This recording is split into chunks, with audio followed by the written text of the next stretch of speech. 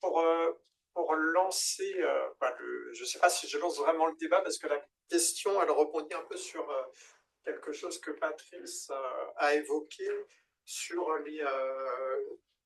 des variables, en fait, dans le biais d'endogénéité, quand les variables sont nombreuses, non indépendantes, reliées les unes aux autres, et ce qui est un peu ce qui se passe dans le monde social, eh ben, on a du mal à déterminer les causalités. Et, euh, et donc, est-ce que c'est un problème insoluble? Est-ce qu'une IA est incapable de dire quelles sont les causalités dans le monde social, ou est-ce que on pourra peut-être trouver une solution technique pour que les IA donnent des relations de causalité dans les relations sociales? Alors, la plupart des algorithmes, bon, comme je vous l'ai dit, hein, ça ne repose pas sur des notions de causalité, ça repose sur des notions de corrélation. Ouais. Donc effectivement, pour celle-là, c'est difficile. Il n'arrive pas à déterminer des relations causales. Alors effectivement, il y a des recherches récentes, hein, où on essaye justement, au lieu d'introduire un critère qui va plutôt aller chercher des corrélations, on s'intéresse plutôt à des causalités. Mais alors c'est très, je dirais, c'est assez récent, hein, comme travaux. Et en fait, alors, quand il y a beaucoup de liens causaux, bien évidemment, ça va être très difficile, quoi, de savoir entre deux variables qui sont très proches l'une de l'autre. En fait, vous ne saurez pas laquelle est la bonne, finalement, qui cause quoi. Il peut y avoir deux variables qui se ressemblent, quelque part, et vous ne pourrez pas directement mettre en évidence le lien causal. Il se peut que vous avez trois variables, il y a 1, 2, le 1 cause 2, par exemple, et puis ce sera très difficile de savoir si c'est le 2 qui cause le 3 ou le 1 qui cause le 3. Quoi. Donc, pour l'instant, je dirais, il n'y a pas de solution miracle, hein, pour la causalité. C'est difficile. Ok. Les intelligences artificielles ne peuvent pas émettre de théories sur le fonctionnement de la société et produire des phrases qui laissent entendre des liens de causalité. Alors, si, il peut en produire. Il peut en produire, mais ce ne sera peut-être pas vrai. Le langage. Voilà, c'est oui. Pour en produire, quoi. Mais ça sera peut-être pas vrai, quoi. Oui, les deux exposés avaient une tonalité en fait très différente. Dans le premier, les biais, c'est vu comme un problème technique qu'il faut résoudre. Ouais. On est d'accord. Et on voit bien, lorsqu'on est médecin, on peut avoir une très très bonne prédiction pour un certain groupe, et puis une très mauvaise pour d'autres, et donc il faut corriger ça, mais ce n'est pas un problème moral, c'est un problème technique. Hein. Et de l'autre côté, j'ai plutôt entendu quelque chose qui était que c'était un problème intrinsèque. C'est-à-dire que j'ai pas entendu beaucoup de côté positif au processus en tant que tel. Donc, ça, par exemple, dans l'administration publique, moi, ce que j'ai entendu dire, c'est des gens qui travaillaient alors, je ne sais plus comment ça s'appelle maintenant, disons Pôle emploi ou ce que c'est devenu, et une personne qui disait, maintenant, ça me permet de rédiger mes emails. Et au lieu de passer une demi-journée à ça, je laisse l'IA rédiger les emails parce que c'est toujours les mêmes. Hein. Et comme ça, je peux me concentrer un peu plus sur recevoir et discuter avec les gens. Pour moi, ça, c'est des choses qui sont forcément positives. C'est-à-dire que c'est un travail un petit peu stupide, qui est fait automatiquement par la machine, sur lequel la prise de décision reste du côté de l'humain. Donc, quelle est l'idée? C'est qu'il y a une slippery slope et qu'on va forcément aller vers... À la fin, on va déléguer la décision aux machines ou La question, il me semble, c'est que de regarder au cas par cas les usages de cette manière, C'est d'ailleurs la stratégie qui est faite par les promoteurs et les entrepreneurs de promesses, comme ils sont appelés parfois. Mais le problème, c'est que si on regarde chacune, on va trouver bien sûr des usages vertueux. C'est évident. Oui, c'est l'expérience qu'on a un peu tous les jours, quoi, oui. Oui, mais le problème, c'est que ça masque, c'est toute l'idée de l'éclipse, ça masque les conditions mêmes qui permettent à ces systèmes vertueux d'exister, qui ne sont pas du tout vertueuses, pardon, les conditions. Et donc, moi, en fait, toute l'invitation, c'est de dire, on peut pas, et c'est un peu l'exemple d'Amazon qui a, je ne sais pas si vous êtes familier de la notion un peu dure, mais qui amène à réfléchir de féminisme bourgeois, féminisme blanc, quoi. C'est-à-dire, on ne peut pas, sous prétexte qu'on est une femme blanche discriminée, ne pas aussi prendre comme étant tout aussi important des cas de femmes racisées et discriminées. Donc, c'est tous les combats intersectionnels de redire, en fait, si on ne zoome que sur la petite partie qui nous concerne, on oublie de voir sur quoi repose l'existence même des conditions de nos conditions d'existence matérielle et sociale. J'entends. C'est-à-dire que peut-être ce que j'ai manqué, c'est-à-dire que on va forcément trouver des exemples qui vont dans un sens et des exemples qui vont dans l'autre. Il y a une attitude qui est un peu techniciste, ça, je reconnais, qui serait de dire, améliorons le cas où ça ne marche pas et essayons de nous concentrer à faire fonctionner le mieux possible et à utiliser les cas où ça marche. Et j'ai l'impression que le point de vue, c'est plutôt non. Il y a une structure derrière ça qui va forcément dans le mauvais sens. Alors, ce que je n'ai pas vu, c'est quelle était cette structure. J'ai plutôt vu des exemples où ça ne marchait pas. Ça, je suis d'accord. Bon, si Amazon a un processus de recrutement qui non seulement est automatisé, ce qui effectivement est mal parti, c'est-à-dire qu'on va laisser la décision à une machine de recruter des gens, on sent qu'on est, ou même sur les questions, disons, des gens qui vont prendre des décisions sociales, d'allocation de ressources à personnes à difficulté. Si on laisse la machine faire ça, on voit bien que ça va dans le mur. Hein. Mais bon, ça va juste des exemples qui ont foiré, quoi, ou des exemples où il y avait des gens pas raisonnables qui ont pris ces décisions-là avant. J'ai pas vu quelle était la structure qui faisait que ça allait forcément aller dans le mur à cause de ce qu'est l'IA et pas à cause de décisions qu'on peut prendre ou ne pas prendre dans la façon dont on l'utilise. Alors, donc, mon réflexe serait d'aller sur les problèmes environnementaux qui, il me semble, sont vraiment quand même majeurs.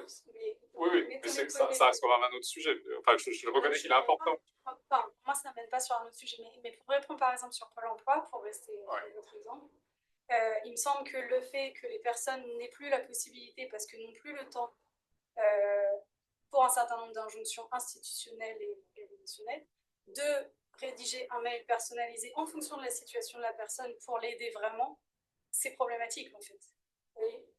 C'est déplacer un peu le... Parce que c'est pas qu'on utilise, on dit que l'IA va aider à gagner du temps, mais en fait, à la fin, on ne gagne pas du temps, on supprime des postes de personnes qui s'occupent des tâches. Et donc, on n'a pas le temps. En fait, on a eu un peu cette discussion.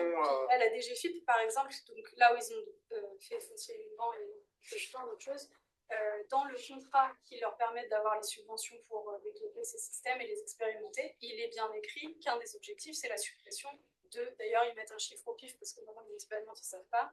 En l'occurrence, c'était 300 ETP, 300 temps plein. Donc, c'est cette contrepartie. Dire, ça va aller plus vite, ça libère du temps, donc on le fait, c'est efficace. Mais en fait, c'est au détriment de la relation, en l'occurrence avec des bénéficiaires, des usagers. Il y a un gain de temps sur la tâche elle-même, mais il n'est pas alloué à la possibilité d'avoir une autre tâche. En fait, il y a une économie globale au niveau de Pôle emploi qui fait que l'opérateur n'a pas plus de temps pour traiter les dossiers. J'ai 2 interventions dans le chat sur ce dont on parle. Catherine Alvino qui écrit en plus, donc c'est vraiment sur le mail là. En plus, on ne prend pas en compte le fait, et c'est le débat que vous aviez, c'est à part ou pas la question écologique, on ne prend pas en compte le fait que copier-coller un mail de réponse générique coûte beaucoup moins en termes d'énergie et d'eau. Aujourd'hui, les utilisateurs utilisent ChatGPT pour poser tout type de questions, alors qu'il pourrait aller chercher dans un navigateur en utilisant 30 fois moins d'énergie. Deuxième intervention, l'IA corrige un symptôme, mais pas la cause, et surtout masque l'exploitation au travail et la perte de sens. Celle-là, elle était moins spécifique dans la discussion. Oui, toujours. Un commentaire supplémentaire qui n'est pas de moi, hein, mais qui a trait à cette structure qu'il y a derrière. C'est, est-ce qu'on a besoin de construire un système qui apprend des stratifications du présent et du passé et qui les renforce en fait dans le futur? C'est ça le biais fondamental de l'IA d'apprentissage, il me semble. C'est ça la structure vicieuse dedans. C'est vraiment l'aspect temporel qui pose un problème. D'où l'idée d'engendrement à la fin, et la critique de ce terme de génération qui, moi, me pose question, c'est de se dire on n'est pas du tout dans un système qui ouvre des futurs, au contraire. Quelqu'un sort de l'arsène ou pas? Et vous l'avez invité, il me semble, à un autre cycle de conférence, mais Pierre Benoît Joly, dans les questions de la promesse, parle beaucoup de cette colonisation du futur, qui est extrêmement problématique. Donc, dans les dépossessions, il y a aussi les dépossessions du futur, qui, alors c'est un point un peu plus moins matériel que ce qu'on a abordé là, mais qui est problématique, qui rejoint la question de l'éclipse aussi, à force de se focaliser et de se dire bah, c'est ça la marche de demain, des systèmes d'IA seront là, il faut faire avec, c'est ce qu'on entend beaucoup. Du coup, il faut s'y adapter déjà, s'y préparer. Ça ne nous laisse pas beaucoup d'alternatives sur... je pense qu'il y a plein d'autres manières de faire. Et j'avais un exemple, j'ai en parlé tout à l'heure. Il y a plein de manières plus souhaitables qui ne passent pas forcément par des objets techniques, parfois oui, parfois non. Je pense qu'il ne faut pas... L'idée, c'est de ce dialogue, c'est aussi de dire bah, il y a toute une partie de critique interne qui est très bien faite et qui est nécessaire. Et les objets techniques font partie de notre monde, il n'est pas question de s'en passer, mais il est bien de comprendre comment ils sont permis, comment est-ce qu'ils existent, à quoi ils tiennent. Je vais monopoliser la parole, peut-être on en discute. Et par rapport à la question que tu posais, aux réponses qui étaient faites, si on prend le thème de la journée, de l'après-midi, l'IA est-elle discriminante, sexiste, raciste, inégalitaire? Je pense que dans le premier exposé, on a eu des exemples où garbage in, garbage out, ce que produisait l'IA pouvait être sexiste, raciste, inégalitaire à cause des données, et que dans le deuxième exposé, on a l'exemple d'une IA sexiste, raciste, inégalitaire, non par son fonctionnement interne de ce qu'elle produit, mais par toute la suite techno-scientifique, socio-technique, que suppose l'existence même de l'IA. Tu vois, c'est la question les réponses proposées à la question de la séance, il y en a une en interne qui correspondait en gros au premier exposé, et il y en a une en externe, et que pour répondre à la question, on a bien besoin de... Enfin, on peut pas, mais je pense qu'il est important d'avoir les deux angles. Disons que dans le premier angle, j'ai bien vu le mécanisme, et dans le deuxième, j'avoue que je ne vois pas. Moi, c'est moins clair. Au-delà du fait, c'est toujours cette histoire entre corrélation et conséquence. C'est-à-dire que la structure telle que tu l'as décrite, elle amène à une société qui effectivement est sexiste, et raciste, et patriarcale. Elle produit l'IA, et cette IA va choisir ses données de façon à ce que ça soit sexiste. Donc si on dit que c'est ça, très bien. Mais disons, si on veut... J'ai l'impression que si on imagine corriger ce problème, si on ne veut pas le corriger, c'est-à-dire si on veut mettre l'IA de côté, c'est une autre question, mais disons si on veut corriger le problème, moi j'ai l'impression qu'il vaut mieux travailler sur la façon dont les données donnent des biais et corriger ça que d'abord modifier la structure du patriarcat. Ça paraît un long shot. C'était ça effectivement moi aussi que je voyais, c'est-à-dire il y avait le côté débiaiser les données. Dans certains cas. Et voilà. Et dans l'autre cas, c'est débiaiser la société et le dispositif, les dispositifs sociotechniques qui ont un biais. Et donc voilà, il y en a un qui est politique, on va dire, et l'autre qui semble technique et qui met aussi un peu. Il y en a un, tu peux mettre un étudiant dessus, et l'autre, tu te dis, bon, va falloir bosser, quoi. Voilà, il faut mettre nous des étudiants du coup. Il y a quand même quelque chose qui, peut-être à force aussi de ces études, ça fait quand même 4-5 ans que je parle avec des gens qui font ces systèmes, il y a une tendance aussi à ne pas, à ce que ces problèmes ne soient pas audibles. Un, parce qu'on ne peut rien y faire, il y a un peu un truc comme ça, et deux, parce qu'on s'est habitué, quoi. En fait, l'exploitation de la main-d'œuvre racialisée, ben, comme c'est une histoire longue, on se dit, bah, on n'est plus très choqué. Là, je relisais par exemple un livre de la CFDT qui s'appelle Les dégâts du progrès, qui a été écrit dans les années 70. Ils décrivent des choses et ce que ça produit, enfin, introduction de toute une série de dispositifs d'informatisation, bien pré-IA. Hein, mais en fait, la manière dont ils sont choqués par certaines choses dans le travail, aujourd'hui, je me dis, c'est quand même dommage qu'on n'est plus du tout choqué. On a une sorte de. Voilà, tu peux donner un exemple sur l'informatique? Oui, bah, par exemple, il y a cet exemple dans les PTT où c'est drôle parce que ça fait un peu proto ce qu'on entend avec les hotlines aujourd'hui, l'IA et les alertes et tout ça, parce que c'est dans les PTT les appels qui arrivent et les personnes qui les prennent n'ont plus le choix d'allumer ou pas l'appel, ça arrive automatiquement et ça fait une cadence qui s'accélère, etc. Et ça produit des vomissements, des crises de nerfs, des trucs incroyables, avec du coup tous les représentants du personnel qui s'insurgent, et il a raison. Et c'est vrai que nous, on lit ça, et aujourd'hui, on se dit, ouais, on a complètement abandonné certains terrains et certains problèmes comme étant, bon, bah c'est comme ça, quoi. Alors, pas que... Il y a des gens qui vomissent au PTT tous les jours, et les gens d'ici s'en foutent. Qui ont Non, qui ont vomi. On va pas régler le problème des années 70. On est en train de nous expliquer que les gens ne sont pas choqués maintenant. Bah, Orange. Voilà, mais un peu, voilà, on a régulièrement quand même des événements. Justement, enfin, on en parle, et puis il y a des réactions syndicales, et enfin, je n'ai pas l'impression qu'il y ait plus d'acceptation de ça maintenant. On va franchir un cran dans la détérioration de certaines conditions. J'ai l'impression qu'on s'insurge moins et on a un peu pris comme, de toute façon, ça sera comme ça. La détérioration de l'environnement aussi, c'est pas un problème de gamme. Je pense qu'en plus là, ça l'accélère vraiment, c'est-à-dire que c'est quand même très, très lié au développement. Je ne dis pas que c'est pas un problème de l'IA, je dis que c'est une autre question que celui de l'utilisation de l'IA. Bah non. Enfin, voilà, je pense que c'est peut-être cette tension-là. Comment est-ce qu'on peut couper cet arrière-plan de cette... on pourrait imaginer que quelqu'un trouve une solution technique à avoir des processeurs qui sont beaucoup plus efficaces, qui ont moins d'impact écologique. Il resterait quand même que l'IA pourrait être utilisée pour automatiser des décisions qui sont pas celles qu'on voudrait prendre sur les données nous-mêmes. Je ne dis pas que ce n'est pas deux problèmes de l'IA. Je dis qu'il y en a un qui me paraît plus dans technique et l'autre qui me paraît plus profond si on pense que l'IA va prendre le pouvoir et qu'un jour décideront de nos emplois, de la façon dont on utilise les ressources sociales, tout ça.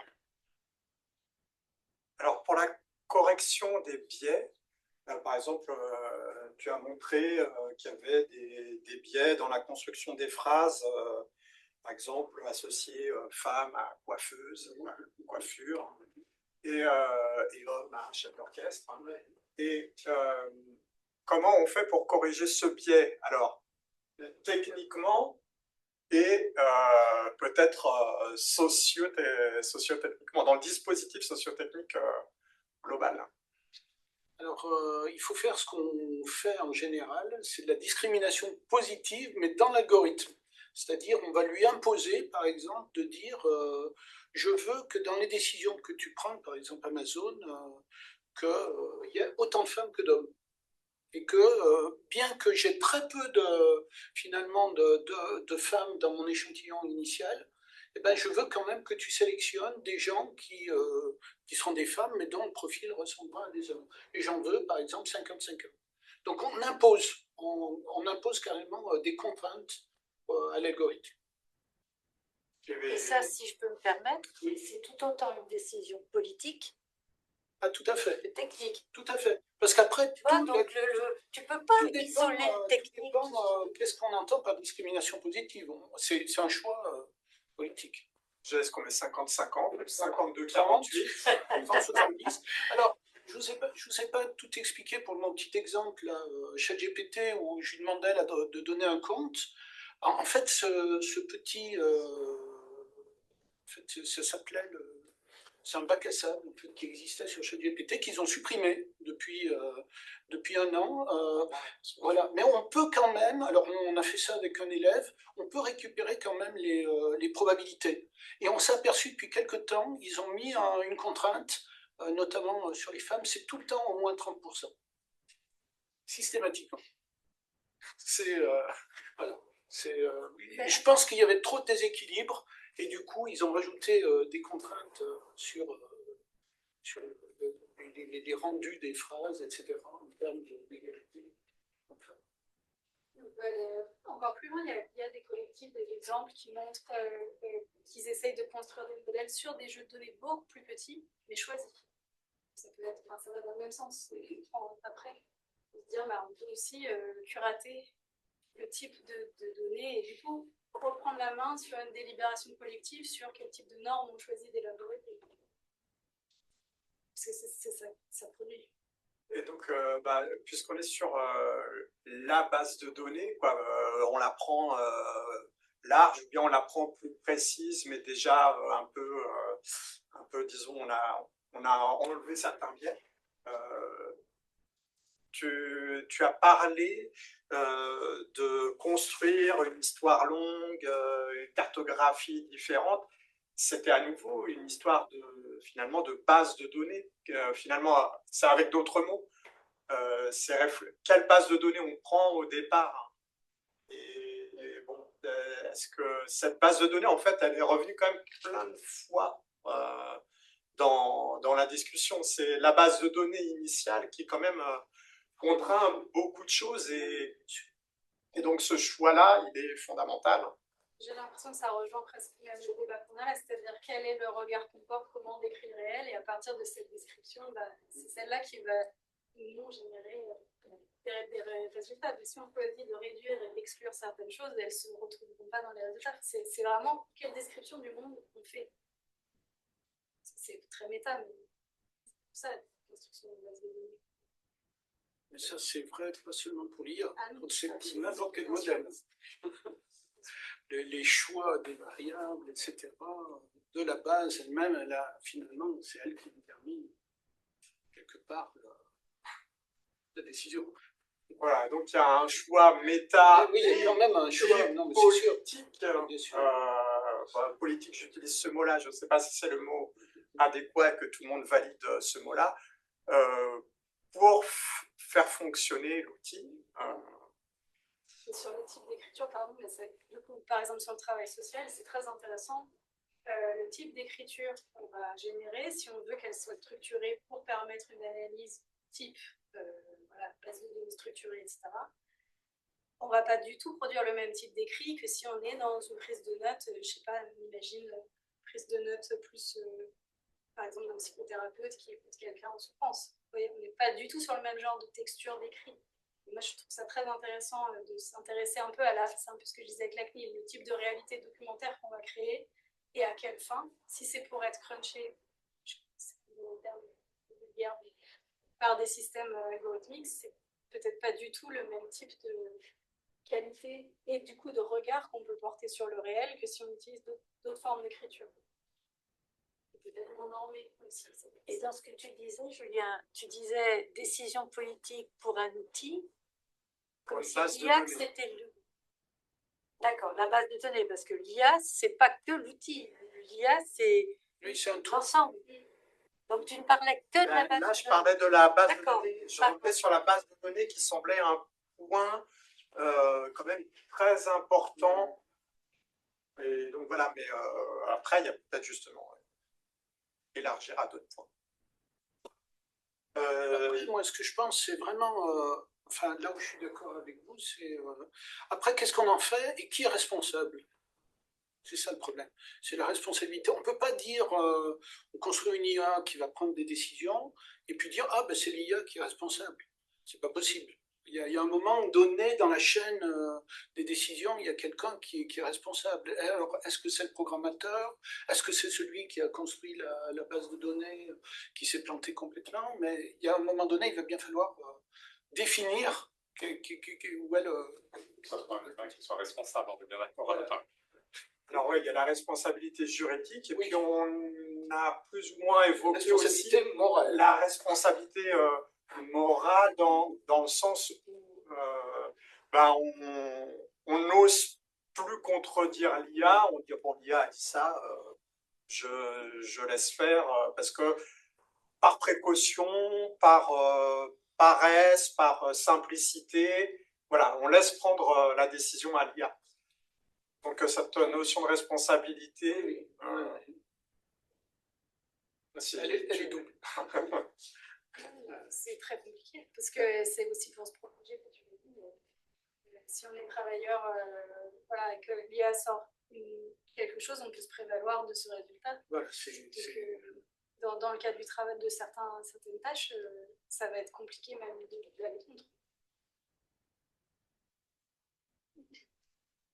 s'il n'y a pas d'autres questions, on va s'arrêter là. Donc merci encore à Patrice Bertaille et à Pauline Gourlet pour leur intervention. Merci.